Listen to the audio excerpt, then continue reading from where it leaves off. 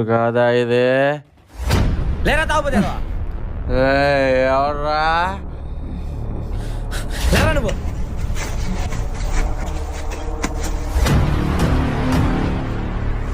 నువ్వు మా ఊరు కాదు కదా, ఎక్కడేం పని? ఈడుది కూడా మీ ఊరు కాదు కదరా. నీకు తాగుడు ఎక్కువైందిరా. నాక వాసన వస్తుందా భయ్యా?